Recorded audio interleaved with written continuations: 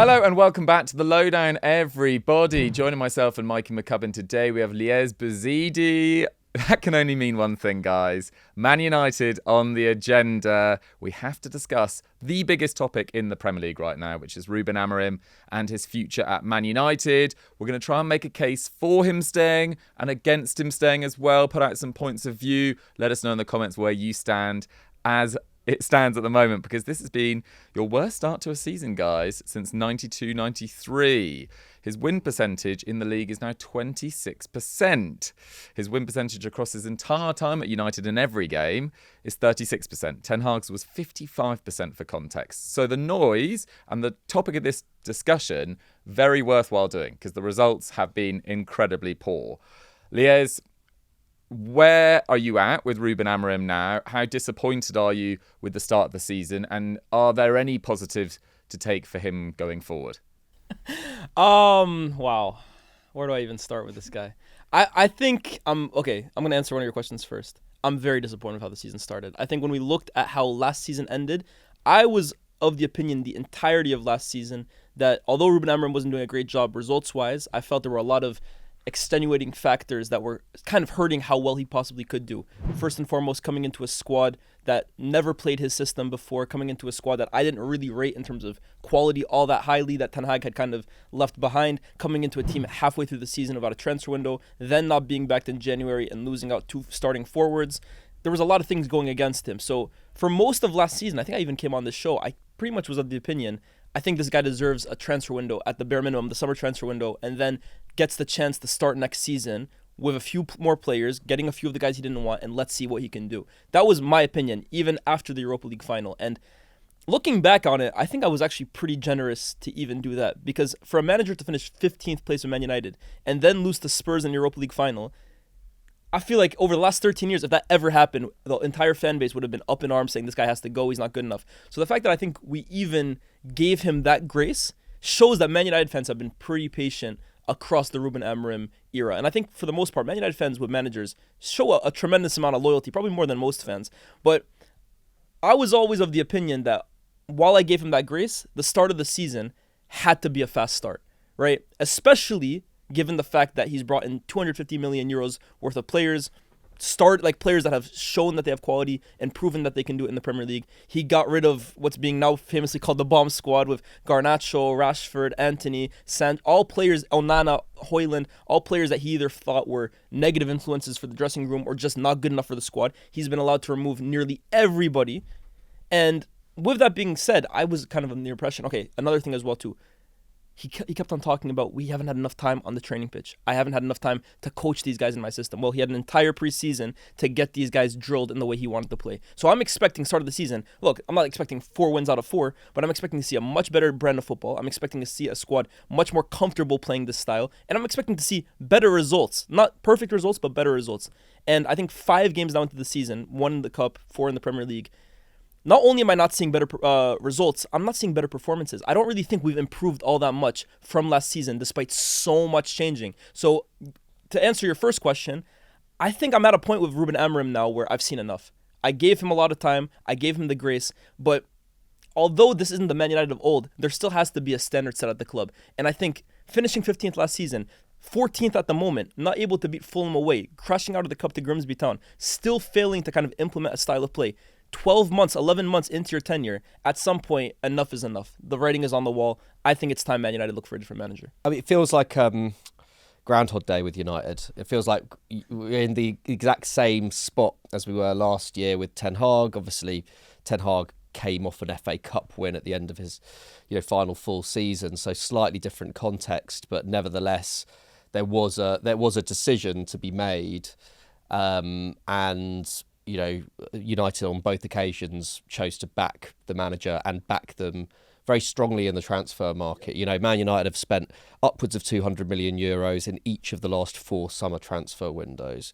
So I think that's where the argument against Amorim comes up, right? Because, okay, yes, he's only had one January window where nothing happened. In fact, his squad became more depleted because of the outgoing forwards on loan. And then had this summer window where, of course, the forward line completely revamped, but nothing spent on the midfield. Goalkeeper not really addressed until the very last minute, and even then, is Lamans actually going to be United's starting keeper? We're not so sure yet. So you feel for him in that sense, but nevertheless, he inherited a squad which has been invested in massively summer on summer. Again, not all by Ineos, but there has been a lot of investment there. Like Man United's squad is still, I think, the 6th most valuable in the Premier League. So by those, just by those very, very simple metrics, United should be at least the 6th best team in England, and they look far. Well, at least they did last season, look far from it. My counter to that would be that despite the really poor results this year, United were handed the hardest run of fixtures at the start of the season. And I don't know, Lyes, I do think, okay, defensively things have taken a downturn, which is what I'm most worried about. But do you not think there are signs that, at least going forward, United are looking better, like top of most metrics, attacking wise, XG. I look at a lot of the underlying metrics. I don't really buy it. I'm watching these games and I'm seeing all these like chances created. But when you watch Man United, very few chances created are actually like clear cut, well worked. Like we're looking at the Mbeumo chance at the end, right? The volley, and then like that one that goes across the box and like he's not expecting it and it bounces off his shin. And we're saying, how did he not score that? Well, he didn't score that because it's not. We didn't really work that well to create that chance. They were all in the last 10 minutes when the game was lost. There were a lot of anyway, half chances. We talked about the Arsenal game where I actually came out of that game feeling not overly positive, but I was like, okay, that's a sign of improvement. That's what I'm looking to see. But even if I'm looking at that game objectively, we didn't really carve Arsenal open too many times and find ourselves in a one-on-one situation or a ball across the box that we just. It's still a lot of like half chances in and around the box, like probing, but we're not really splitting teams apart. Fulham, Grimsby, I feel like I'm watching the same movie over and over, and I think that's the issue of Amorim. There's not even little tweaks from game to game or from half to half. It's just the same story every single week. In the context of a team that finished 15th last year, though, are we not putting too much expectation on them to be blowing teams away every week? Away. Do you think there should be an expectation that we're blowing teams away after our forward line's been completely revamped and they've played 2 games together? I'm not expecting Man United to blow anybody away, but I'm expecting Man United to go into games, play decent football, create chances, and compete. And again, I look at the game against Manchester City. They didn't compete in that game, and that's a City side I felt that were vulnerable. That's a City side that you could get at. Teams have shown all season, albeit 4 games, but if you attack City, if you kind of play in the transition style of play, you can hurt this side on counterattacks. Man United, again, it's all half chances. It's like, a ball over the top to Sesko that maybe if he controls a little better, he can get around Donnarumma. But we're looking at individuals not being able to come up with moments of magic. I don't really expect United to blow anybody away, but I do expect us to be competitive, and I don't think we have been nearly enough this season. I think the difficulty for me is, again, if you did fire him now, like logistically, it's 4 games into the season. They don't have a window until January. What style are you then employing as the next manager? Who are the quality of managers available? Would they want to take over Man United right now? Because everyone says Andoni Iraola, for example. I think Andoni Iraola is going to have better offers than Man United within the next 12 months. I think Ole Glasner has a great thing going at Crystal Palace. I don't think he'd necessarily be keen to take over Man United right now either. Hypotheticals here, right? Because you could have said the same thing about Ruben Amorim. He has a great thing going on at Sporting. If we're talking about removing Ruben Amorim, you have to have a realistic sort of idea of who would take over and instantly upgrade But this is why, for me right now, look, they're talking about we still have faith in the manager. You can have faith in the manager in terms of a public image all you want, but I would be hoping that they are still kind of probing around the managerial market right now to see situations. Andoni Iraola, would you be interested if the move kind of became a bigger potential? For sure, no doubt. But they've gone quite far in on Amorim, particularly in terms of outgoings. I feel like Ten Hag got his incomings. Amorim's been more about the outgoings in terms of that bomb squad we've already mentioned. You've made some huge decisions that will impact the club long term already in the summer. In particular, and in Alejandro Garnacho. Kobbie Mainoo nearly left as well, although he was eventually convinced to stay or not allowed to leave. And every time you've changed manager, I feel like you've gone down a slightly different track. You know, you've employed the top British prospect at the time in David Moyes. You've gone down like the authoritarian sort of legend in Louis van Gaal, and Mourinho almost fits that as well. You've gone for the club legend in Solskjaer, the best thing in Europe in Ten Hag and Amorim. And it just feels like you kind of got to back your man.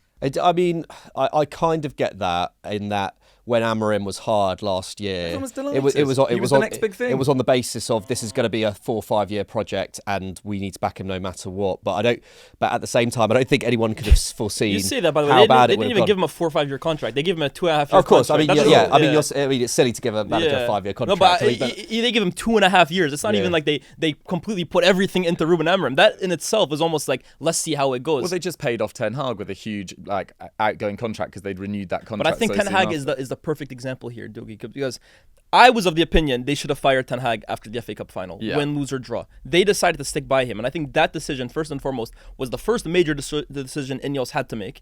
And I think it was the wrong one, because I believe everything that's come to this point is a domino effect since then. We should have fired him at that point, given a new manager a summer to spend, given a new manager a summer to really shape his team, and then go from there. Then we messed it up. We brought in Amorim. Everything I already said, it happened. But for me now, to continue with Amorim, where so many signs now are pointing towards this not working, right? If Amorim turns this around right now, I don't want to say it's a miracle, but it's unexpected, right? Not a lot of us are expecting Amorim to just flick a switch. So if we assume that this goes wrong and we end up firing Amorim regardless, we are now doing the same cycle over. Another manager has to come in 10 games into the season. We're going to all say, oh, it's a write-off year. We're going to wait till the window to get him more players, and then he's going to have to turn it around in his first year. I say rip the Band-Aid off now.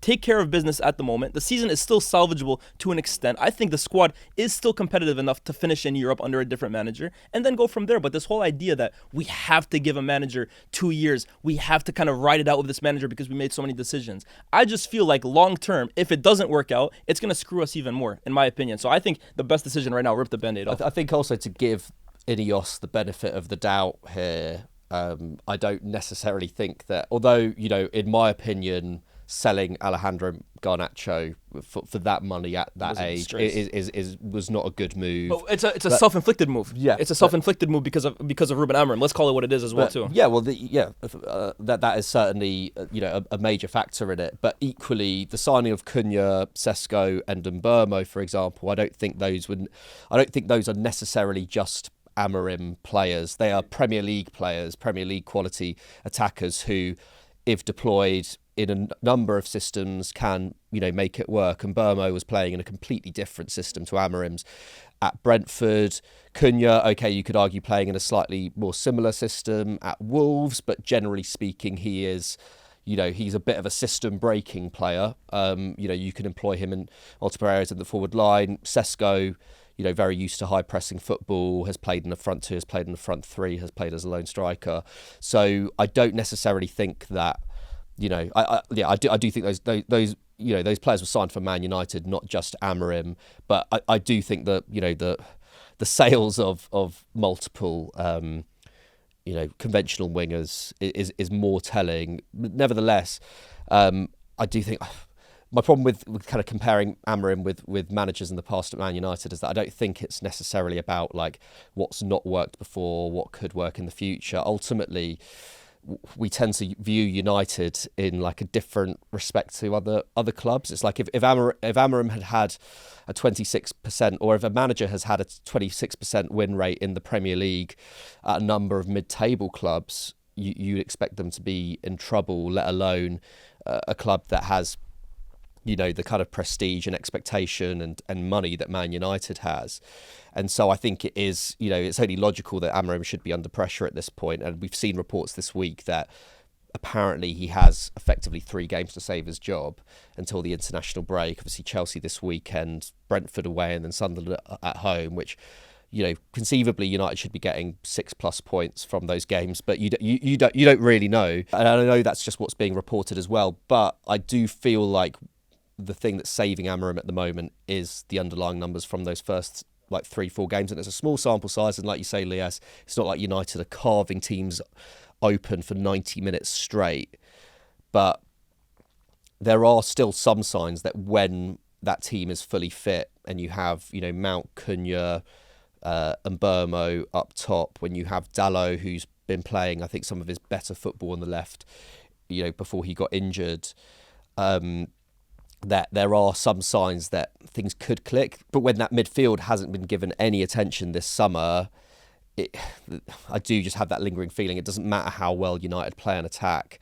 they're always going to be open at the back. And I haven't seen United this vulnerable defensively since that last period of Ten Hag where it was all a bit chaotic.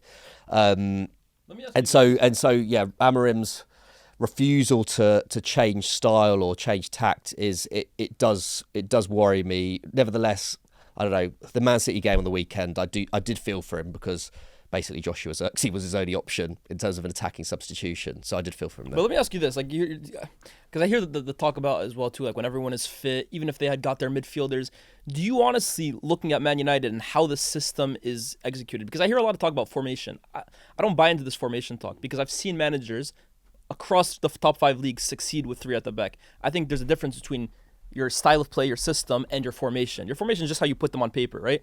But the way it's executed, do you, in your heart of hearts, based on what you've seen, not based on what could happen, on what you've seen, do you believe Man United will be a much better football team, even with everyone fit, and even if they had bought Carlos Baleba? How much better do you actually think Man United perform and get in terms of results with everyone fit? I just think this is a good point against Amorim, because I do think at the moment people are just kind of using the midfield as a bit of an excuse. I don't think your midfielders are great, but I think they should be better. I think the system should be able to cover for them, for their sort of weakness of lack of legs. Like, if anything, exposes them. It's just so easy. Like for years at Man United, or when talking about Man United, we've been like, oh, they have to get a right winger, and then they get Sancho, or they don't have a goal scorer, and then they get Sesko. And then the next thing, you just move on to the next area of the pitch, or it's not, you don't have a good wing backs, you don't have good centre backs, whatever. You don't have a good goalkeeper. And no squad is perfect, or very few squads are perfect. You make adjustments to cover your weaknesses. And at the moment, it feels like Marco Silva worked you out very easily. They said in that post-match press conference, what they were going to do to execute and get round it. And it's just frustrating seeing a manager not adapt at all. Like, even you talk about back 3 managers. Conte's been a back 3 manager most of his entire career. Now Napoli's playing a completely different system. Like, it's so rare for one manager to just be like, especially such a young manager, I think it shows a bit of stubbornness, a bit of naivety as well, to be like, this is how I play. I'm not shifting. It's almost arrogance, though. In my opinion, you're saying stubbornness. I think that's kind. I think it's arrogance. Every manager, down to Guardiola, down to Sir Alex, these guys adapt. They adjust season in, week in, game out. That's what you have to do. Football is like a game of chess. One manager figures out a tweak, he makes an adjustment. You see a tweak that he made, you make an adjustment. You're constantly adjusting.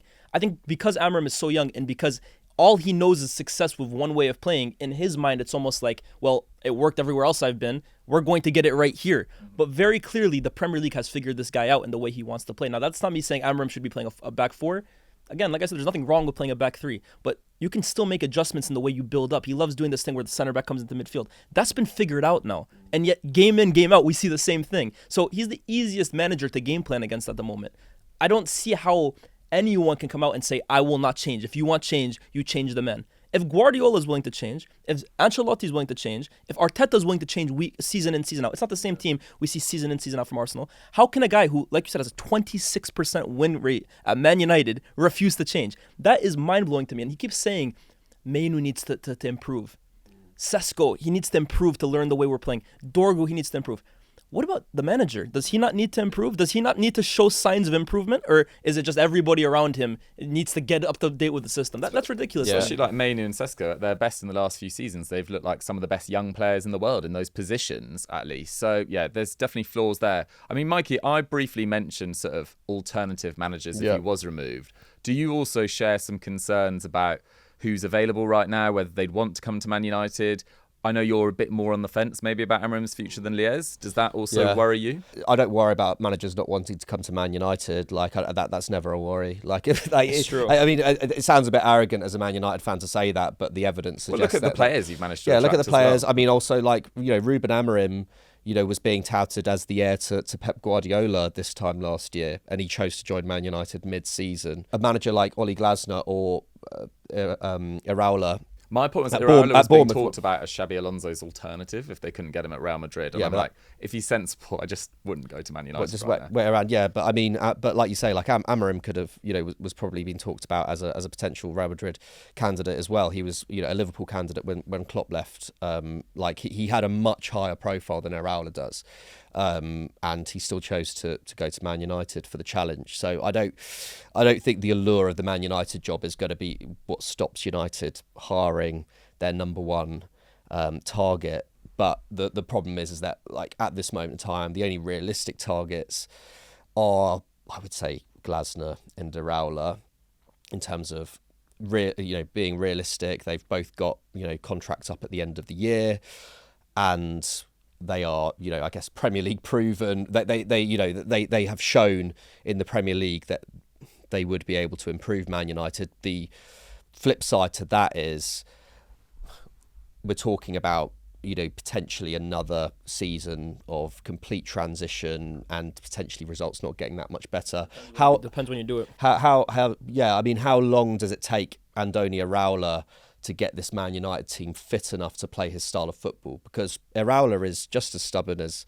Amorim in many respects. He's never ever let off from getting his teams to be the highest pressing teams in the league. He did the same thing at Vallecano before going to Bournemouth, and he arrived at Bournemouth and they had a terrible start. Already, they had a really terrible start. Winless in 10, I think. Yeah, they had a really terrible start. About his future. Yeah, so if Iraola had to come through that at Bournemouth, imagine what he might have to go through at United if things aren't working out. And when you're trying to play a really high pressing system, things can go wrong spectacularly. Look at what happened at points to Postecoglou's Tottenham last year.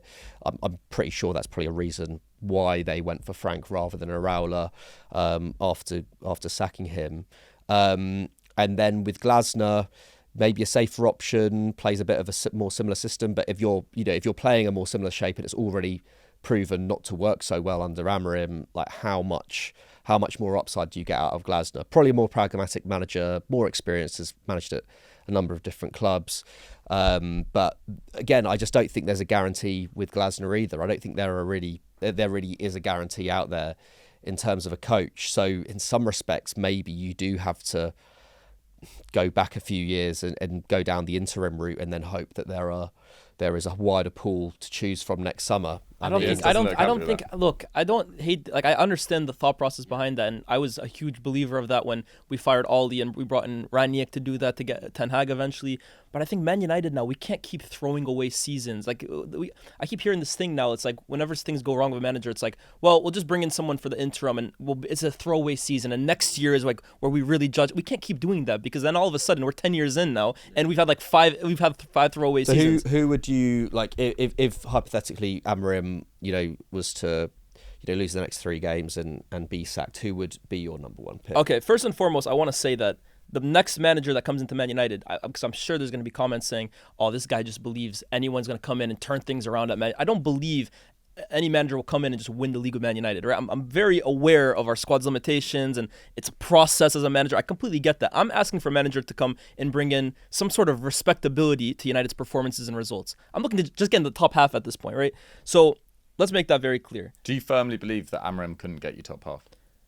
I'm struggling to believe that now, honestly, because I'm going into every single game now, whether it's Burnley, whether we have who at the weekend, Chelsea. After that, I think it's Sunderland. I don't believe Man United are going to win any game anymore. Like, there's a part of me that genuinely believes any manager that we come up against has a chance of figuring us out. The second half against Burnley, Scott Parker made one tweak, and all of a sudden his team's back in the game. So yeah, for me, it's a big worry that we might not actually be able to get top half with this guy. Having said all of that, I think that of all the managers that could be realistically attainable, and I hear your points about, of course, if other big fish come calling in, it'll be difficult. But I think if we could get Andoni Iraola, he would probably be my first choice. Not only because he has Bournemouth in 4th this year, but the work that he did the previous 2 seasons as well too. And for the biggest reason being this, I saw this incredible, what do we call them, tweets or X's, or you guys know what I'm talking about, right? So this incredible post saying that Man United hiring Amorim when they did almost represents how late to the party they typically are, and it's an appointment that they maybe should have made 4 years ago, because Amorim is a very tactically rigid, very fundamentalist manager. He believes in his ideology of how football should be played, and it's very much guys have to fit into his system, and that's football that maybe 4 or 5 years ago was really the meta. You think Thomas Tuchel when he took over at Chelsea and won the Champions League, of course Guardiola, the style he was playing. But I think if you look at the meta of what's working in the Premier League right now, Guardiola made the point last season that the sides who are kind of dictating how football is played in the Premier League are Newcastle, they're Bournemouth, they're Brighton, they're of course Liverpool as well too. And when you look at the Premier League this season, I think more so than ever, you see that the sides who are really, really dominant and finding success are the ones that are kind of parked in their mid-block and hitting teams in transition. Counter-attacking is almost the name of the the game in the Premier League at the moment. And when I look at Andoni Iraola and the way he wants to play football at Bournemouth, I feel like that is Premier League football right now. That's what wins you. That's what's most conducive to winning games in the Prem. I think Guardiola is even figuring it out as well too. You look at how Thomas Frank beat City at the Etihad. That was almost the game plan. We're kind of out of this era now where sides have 80% possession and they're playing a certain, like, I feel now, what's his name? Unai Emery even said it himself. The game has become so tactical that two sides are almost canceling each other out at this point, and we're returning to this era of individuals almost being the game breakers to stop that. So having said all of that, I think Iraola's style of play would probably be the most conducive to having some sort of success in the Premier League, and he would probably be my first choice. I think on top of that as well too, when you're trying to get buy-in from the Man United fans, which I think still does matter as well too, I also think the way he wants to play football, which is fast, it's aggressive, it's pressing from the front, it's counter-attacking, it's very, very positive. I think that is a style of play that resonates with a lot of Man United fans. Man United fans want their team to be entertaining. They want their team to be on the front foot. And when I look at Amorim's team, for example, at times, it is very methodical. It is very slow, kind of playing out from the back. It is predictable. And I think it is difficult to watch at times. I look at Iraola, when his style is successful, I could see that being a style at Old Trafford that is definitely reciprocated by the fans. I think it is interesting that we had Carl Anker on one of our transfer shows in the summer, and he was basically talking about the benefit that Chelsea have had through churning through managers. And no one really has ever really taken Chelsea that seriously in terms of loyalty to any manager. And I think that's partly why I sometimes struggle with Man United changing managers, because changing managers in the past hasn't really worked massively, except for probably Ole Gunnar Solskjaer, had probably the most immediate impact, let's say. But actually, he was arguing, and I do slightly see that point more and more, that churning through managers shouldn't be that far different from churning through players. It's cheaper to fire managers than hire new players. I completely agree. So if you hire a manager and he does stick for whatever reason, and Man United fans, and I think you guys are the perfect example of it, you're not asking for that much, I don't think, this season or even next year. You're asking for probably a top 8 finish, maybe we get back into the Europa League, challenge for a few cups, enjoy football again. So I think there is something to be said through seeing a manager like Andoni Iraola or Oli Glasner or loads around Europe, Sebastian Hoeneß or whoever you want to go for, and just thinking there's actually very little to lose. And people always make headlines of, oh, it cost £20 million to fire Ten Hag. 20 million for Man United's not a big deal, really. By the way, do you see how many people Man United have fired in the last year, right? Yeah. What's one more, seriously? I completely agree with Carl Anka, by the way, right? I think Chelsea, definitely under Abramovich, I think slightly less under Clearlake, but definitely in the Abramovich era, are one extreme of the managerial lifespan, right? They fire and go through managers like nobody under Abramovich. But I feel like Man United are almost at the complete other extreme. And yes, we go through managers, but I think our mindset towards it is so unique. I feel like we, as a Man United fans, we almost have like a moral compass that we have to like see it. I think it is the Fergie effect, and it's also the Sir Matt Busby effect. Our footballing history is largely shaped by two men, right? And they had long, lengthy, very, very successful tenures that really shaped this football club and the history that they have. And I almost feel like because we went through that, it's like, oh, every manager that comes in now could be the next Sir Alex, and we have to ride through this storm and give them the next however many years to eventually get it right, because it will come right. But I'm sorry, guys, I think especially in this day and age, especially in 2025, you have to look at football sometimes, and people won't like me saying it, but you have to look at it sometimes as a business. It is professional sport, elite sport is a business. The best organizations in the world, if you're an owner of a 5-star restaurant and your chef starts burning the food, you don't continue going through him because eventually he might start getting the recipe right, and all of a sudden we're going to... No, you fire the chef if he keeps burning the food, and you bring in a new chef. And Man United fans, we're so eager and we're so happy to see, oh, Højlund after 2 years, he can go. Onana after 2 years, he can go. Ugarte after 1 season, please get rid of him. But with managers, we have this mindset of like, oh, we have to go through it because we've been through so many other managers. But I'm sorry, actually, when you think about it, the players that Man United tend to let go end up doing much better once they leave Man United than the managers do. In fact, bar Ralph Rangnick, I don't think any manager has left Man United and found all that much success. Think about it. I guess David Moyes, when he David eventually Moyes, and David Moyes had to go through a long period to almost rediscover himself. So I don't really understand. I know why we do as Man United fans, but I think we need to get ourselves out of this mindset that, oh, because firing managers in the past hasn't brought us the success we wanted, we need to stop doing it and eventually just buy into the guy. No, for me, in football, right,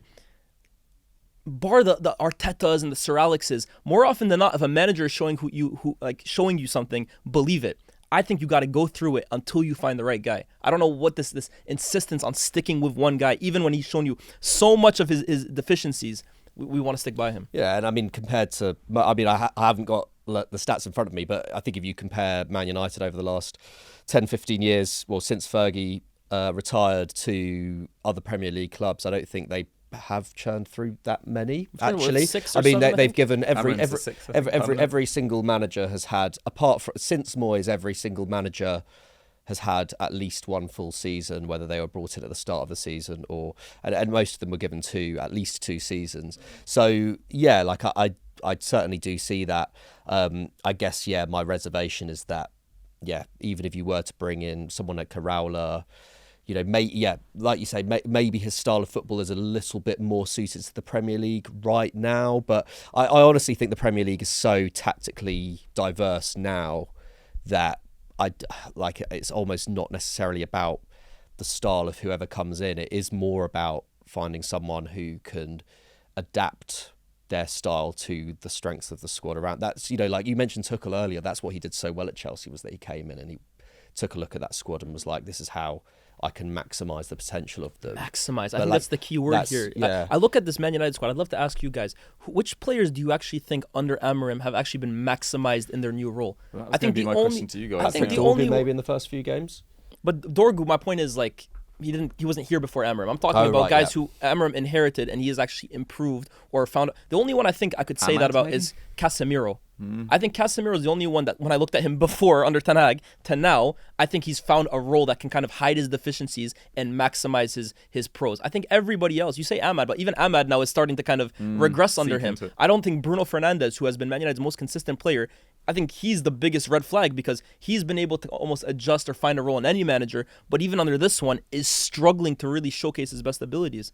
Would you guys say, and Mikey, maybe I'll come to you on this, that the positive about Man United's transfer business this summer was it wasn't in the same way that Ten Hag had such a say in who came in, and it felt like very Ajax orientated, or at least very Eredivisie orientated. It felt like the recruitment this summer wasn't necessarily just for Amorim's system, like Cunha, Sesko and Mbumo, like they feel like they could play under kind of any system. Yeah, I was saying, yeah, absolutely. I think that's one positive. But like I was saying before, that the outgoings, you know, there is still a squad now which feels deficient in some areas because of the outgoings. And if someone was to come in, you know, who do you play? Like, who do you play on the left wing? If you want, I guess so. But he's not a classic wide forward, is he? Even if you're playing a back four, you still need like Dorgu to effectively. Well, let me ask you this: if we go to a 4-3-3, do we have more players in a 4-3-3 that are struggling to find a role, or more players in our 3-4-3 that are struggling to find a role? Yeah, to be fair, like midfield. Like Mbumo, I could very easily argue is not a ideal fit for this right number 10 role. We're almost shoehorning him there because he's a really, really good player. So yeah, I completely agree that the left wing, we don't have an out-and-out natural left winger. But I look at this system right now, we don't have an out-and-out anything. We're putting square pegs and round holes everywhere. Ahmad is playing right wing back. Like, I wouldn't call him a natural right wing back, you know what I mean? If I'm being objective here and I look at the one thing I think has improved under Amorim in his tenure, I think is the press from the front. That I think he has managed to improve, and especially under Ten Hag, I thought our pressing structure was all over the place. But now I do think, since he's come in, and especially since the summer preseason, we do look like a more coherent side. We do win the ball a lot higher up the pitch, resulting in chances created. That I will give it to him. But I'm sorry, in terms of build-up, in terms of how we play in midfield, I almost feel like we completely nullify the midfield. I see at times players literally look at Ugarte and go the other way. Like that in itself, I don't think has improved in the last 6 months. One thing I have noticed at the start of the season as well is it does feel like there are certain connections which, you know, given a bit more time, could really come to fruition. You think about like the Man City game. I think there was a point where Mbumo gives the ball to Mazraoui and then just doesn't overlap or underlap him, and it's just like I feel like in 3-4 weeks' time that will just be like the natural thing for him to do. And I don't know, it just feels like there are little parts of United's attack, like you say, with the press from the front, but then not being able to create a clear-cut opportunity from that. It does feel like there are still bits that could click. We don't commit enough numbers forward, by the way. We don't commit enough numbers forward. Yeah, when we attack. I agree. But I just think, there are still certain bright spots, which I wasn't seeing last season. My worry is far more with the defence, I think. Like it's worrying when you see the regression from the defence. But going forward, I still think like if there was another manager in place, would we actually be, any more physically better off than we are at the moment? Like it still feels like there's at least another year of squad building, because there has been a lot of investment, but the squad building, as evidenced this summer, like it can't be done overnight.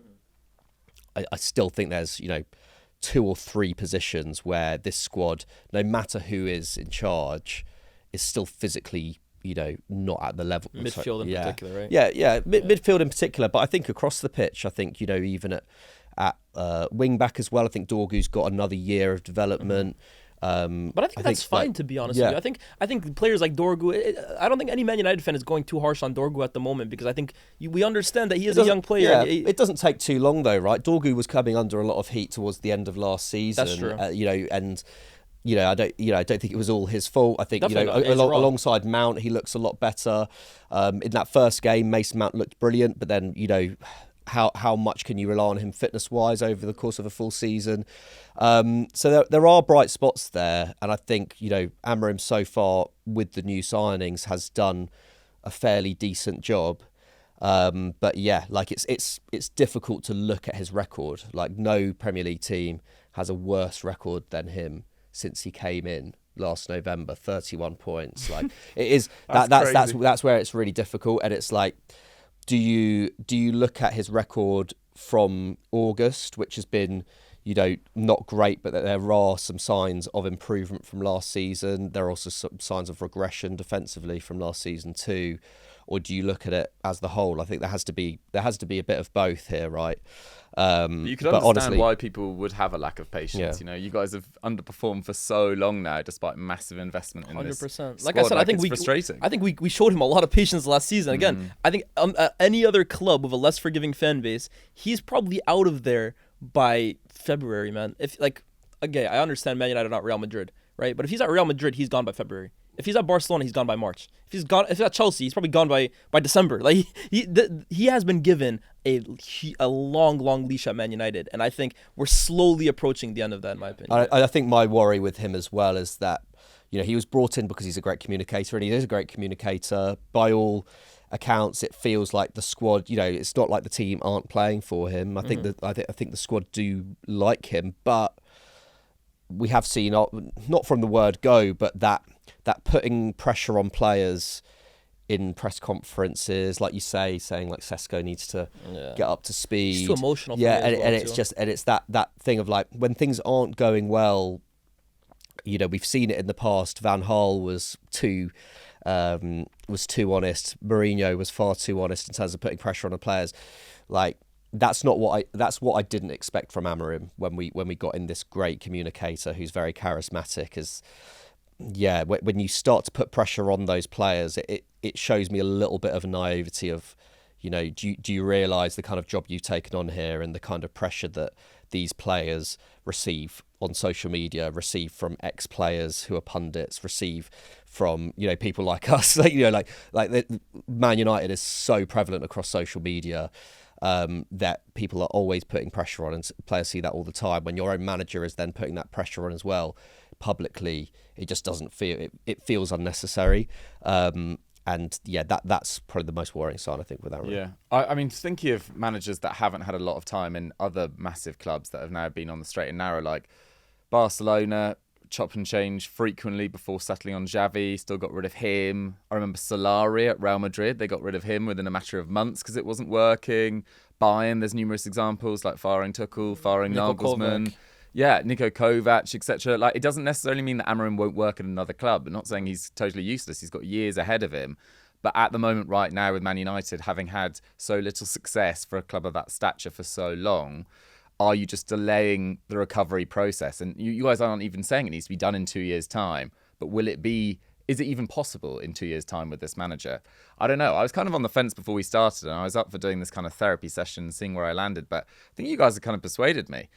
particularly Lyes. I mean, you were much more strong out, but it does kind of feel inevitable. I would ask any Man United fan, because I know, again, we're a positive fan base, or at least we're a loyal fan base. We're a loyal fan base, right? And I understand there's definitely people that are going to be saying, look at the manager we've sacked before. I completely get all of that. But if we're seriously being objective here, and you look at all the numbers, you look at what your eyes are telling you as well, to combine what you're watching on a weekly basis with the metrics, with the numbers, with the record, with as well too his character and press conferences, though, it almost feels at times he's asking to be sacked. Like some of the language he uses at times, it's like, I almost feel like he knows it's like, okay, whenever you're ready to fire me, I'm there. I almost feel like the 12 million buyout, or I think that's the fee it would take to fire him. I feel like that's the only thing that's really keeping him in the job at the moment. And to be fair, he has been consistent from the word go. He was like, I'm not going to change who I am. I'm not going to change what I do. That for me, and that you know, that was what was weird. That almost felt a bit refreshing at the start, because you know, people, you know, Ten Hag had come under criticism for constantly trying to, you know, changing his philosophy almost as soon as he came in because of the players that he had at his disposal.